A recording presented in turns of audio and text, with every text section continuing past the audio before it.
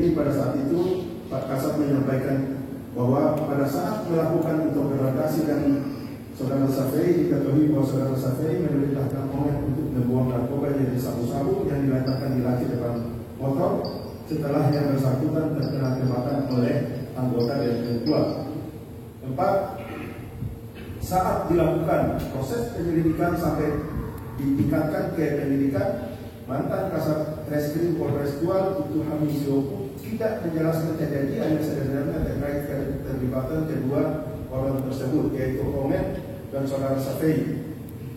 Namun akan melakukan transaksi narkoba, bahkan menyimpan narkoba di dalam laci depan sepeda motor. Dengan didapatkan fakta-fakta tersebut, maka perlu dilakukan analisa kembali terhadap laporan polisi tadi. Ini dituangkan dari proses penyelidikan ke tahap penyidikan dikarenakan laporan polisi tersebut dibuat tidak berdasarkan fakta hukum yang sebenarnya dan dipertimbangkan dengan pertimbangan lain sebagai berikut. Pertama, saat ini Saudara Safei tadi itu telah bersalah dan divonis selama 16 tahun dalam kasus 6 tahun dalam kasus tindak pidana narkoba. Yang kedua, Saudara Ongen sudah ditetapkan sebagai tersangka oleh BNN Kota Tual dan diterbitkan DPO untuk yang bersangkutan. Yang ketiga, Saudara Ongen diduga turut serta melakukan tindak pidana narkotika karena mengetahui akan dilakukan transaksi narkoba. Yang keempat, Saudara Nofri Pratama SH adalah yang tadi diduga sebagai pelaku penembak ini dilengkapi dengan surat perintah yang sah dari BNN untuk melakukan pengungkapan kasus narkotika dengan PO adalah Saudara Safei.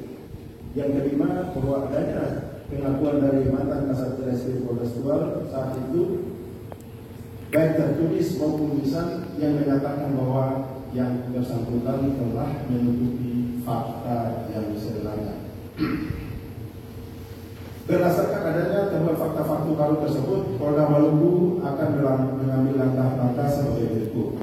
Pertama, berkoordinasi dengan Biro Wasidik untuk melakukan gelar perkara lanjutan sehubungan dengan adanya temuan fakta hukum baru, adanya rekayasa atas perkara laporan polisi yang tadi saya sebutkan. Yang kedua, Polda Maluku akan menghentikan proses penyidikan laporan polisi nomor LBD 67/3/2022 SKT Tual Maluku tanggal 28 Maret 2022. Dan yang ketiga, melimpahkan penanganan terkait SOP penegakan hukum yang telah dilakukan oleh petugas BNN Kota Tual atas nama Saudara Muhammad Nofri Pratama SH saat melakukan penegakan hukum terhadap Saudara Safei dan Saudara Ongen ke BNN. Kemudian perlu saya jelaskan juga bahwa Polda Maluku sangat berhati-hati dalam menetapkan seseorang sebagai tersangka karena harus dilakukan secara profesional sesuai fakta hukum yang terjadi di lapangan. Yang terakhir, untuk masalah mantan Kasat Reskrim Polres Tual itu Hamid Yoku yang melakukan pengakuan fakta hukum, Kapolda akan proses dengan hukum yang bersangkutan sesuai aturan yang berlaku.